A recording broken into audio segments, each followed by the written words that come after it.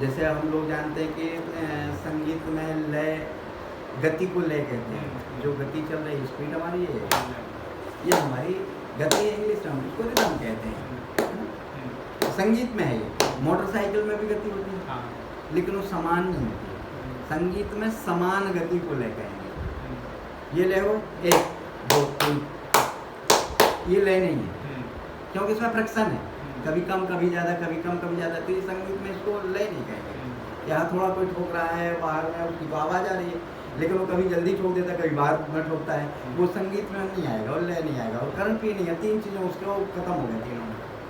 कि हथौड़ी ठोकना एक तो कर्णप्रिय नहीं है, दूसरा ये बराबर गति में नहीं है ना, और तीसरा क्या बोल देगा, तो एक तो गति में नहीं है और एक दूसरा कर्णप्रिय नहीं है, दो तो मान ही ले रहे, तो उस संगीत में वो लय नहीं माना जाएगा। अब संगीत में लय को उसको कहेंगे कि जो हमारी कर्णप्रिय भी हो और बराबर भी चल रही हो। अब ये बराबर चल रही हमारी, ये गति हमारी ये चल रही बराबर।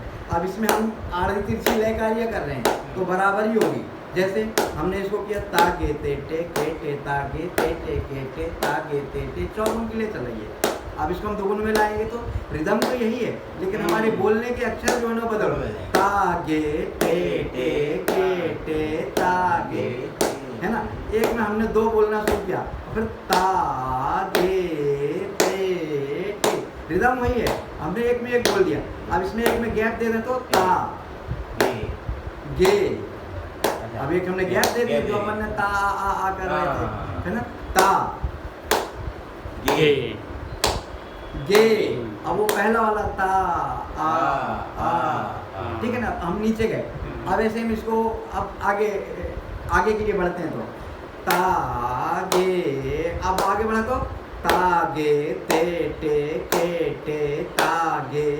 अब चौगुन तागे ते टे के टे तागे ते टे के टे तागे ते टे, ये हमारा चौगुन का हो गया। अब 6 करेंगे इसमें, तो तागे ते टे के टे तागे ते टे के टे तागे ते टे तागे ते टे तागे ते टे धागे ते टे के टे धागे ते टे के टे धागे ते टे धागे ते।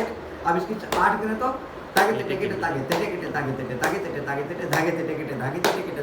12 करें तो तागे ते टे के तागे ते टे तागे ते टे तागे ते टे तागे ते टे तागे ते टे तागे ते टे तागे ते टे तागे ते टे तागे ते टे तागे ते टे तागे ते टे तागे ते टे तागे ते। तो ये हमारी 12 हो गई है। इनका भी अभ्यास स्पीड भी है, सेम यही है, यही स्पीड है हमारी। इसी जो हमारा बेस है, ये बेस रखने के लिए कहा जाता है, यदि हमको आध्यात्मिक क्षेत्र में आगे बढ़ना हो या स्वास्थ्य लाभ लेना हो, तो संगीत में हमारी जो पल्स रेट है, जो 60 से 72 के बीच में है, हमें अपनी पहचान लेनी चाहिए और कहीं जरूर उसकी जांच करा के और उसका अभ्यास करना चाहिए। इसीलिए संगीत को एकांत साधना में ज़्यादा महत्व दिया गया है। सीखना तो सामूहिक है, लेकिन साधना के तौर पर कहें तो अलग, वो हमारी अपनी रिदम में हो। जो हमारी रिदम है, निश्चित है कि वो आदमी आगे प्रयास करेगा तो आध्यात्मिक क्षेत्र और स्वास्थ्य लाभ ले सकता है। उसको पता है हमारी पल्स रेट ये है और हम इस पर चल रहे हैं, तो उनके जो कहते हैं कि जैसे कोलेस्ट्रॉल तक कम हो जाता है। ये साइंटिफिक प्रूफ हो गया है कि अगर अपने उसमें जाते हैं तो बिल्कुल एकदम नसों नाड़ियाँ साफ अपने आप होते। जैसे योग में आप क्या करते हैं, बहुत सारे प्राणायाम ऐसे हैं जिससे आप ब्लड प्रेशर कंट्रोल कर लेते हैं। हमारा स्वयं का सिद्ध है कि किसी को भी कैसा भी ब्लड प्रेशर हो, उसको भ्रामरी प्राणायाम 15 मिनट करा दीजिए। अगर उसने 15 दिन कर लिया तो 100% उसको कोई दवाई नहीं लेना पड़ेगी। करीब 10-12 लोगों की मैंने दवाई छुड़वा दी, केवल भ्रामरी प्राणायाम। 15 मिनट सुबह उठिए, नहाइए धोइए और साफ होके स्नान के बाद में, और आप बैठ जाइए भ्रामरी प्राणायाम 15 मिनट कर लीजिए, तो कैसा भी ब्लड प्रेशर हो जाएगा, ठीक हो जाएगा। साधारण लोग, शराब पीने वाले, बीड़ी पीने वालों का ठीक हो गया।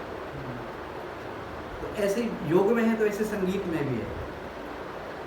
इसलिए संगीत के ऊपर चिकित्सा है ना, संगीत चिकित्सा है, केवल योग चिकित्सा नहीं है। हमने आज योग को चिकित्सा बना लिया है, इसलिए बनाया। तो योग ये था कि आप स्वस्थ रहेंगे तो परमात्मा को प्राप्त कर सकते हैं। इसलिए उसकी पहली सीढ़ी है कि यम नियम आसन प्राणायाम से अपने स्वास्थ्य को ठीक कर लीजिए, फिर बाद में प्रत्याहार, ध्यान, धारणा और समाधि तक जाएंगे। पहले तो 4 स्टेप जो है ना केवल स्वास्थ्य के लिए हैं, बाकी के स्टेप आध्यात्म की साधना के लिए। संगीत शुरुआत से जब आप प्रैक्टिस करते हैं, तभी से शुरुआत से शरीर पर इफेक्ट डालना शुरू कर देता है। सबसे पहले ये आपके सूक्ष्म मन पर प्रभाव डालता है। ये तुरंत कंट्रोल करेगा और आपको जो गुस्सा आता है वो धीरे धीरे कंट्रोल हो जाएगा, ये हमारी गारंटी है।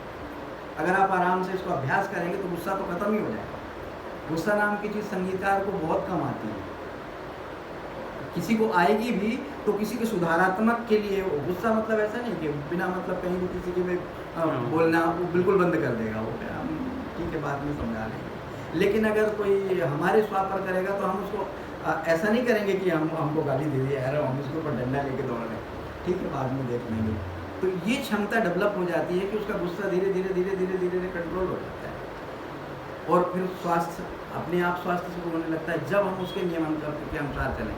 हमारे अनुसार अगर हम हमारी जो स्वास्थ्य संबंधी जो है बीमारियां हैं वो हमारे स्वाद को, हम वोकल कार्ड को पहचान लें और उसमें हम बोलना शुरू कर दें या गाना शुरू कर दें, या हमारे जो बोल हैं संगीत के वो बोलना, तो हमारी जितनी भी स्वास्थ्य संबंधी सारे रोग खत्म धीरे धीरे। तो ये धीरे से योग और संगीत लगभग सिमिलर हैं और एक दूसरे के पूरक कहें तो हम ज़्यादा वो नहीं होगा, क्योंकि इसमें भी श्वास साधना करनी पड़ती है, उसमें भी श्वास साधना करनी पड़ती है। इसमें भी शरीर को हठ योग के द्वारा आपको बैठना घंटे 2 घंटे, उसमें भी हठ योग के द्वारा जो सारे आसन आपके मोड़ नहीं रहे उनको धीरे धीरे लचीला बना के मोड़ना है। लगभग सिमिलर और एक दूसरे के पूरक है, मैं ऐसा मानता हूँ। नहीं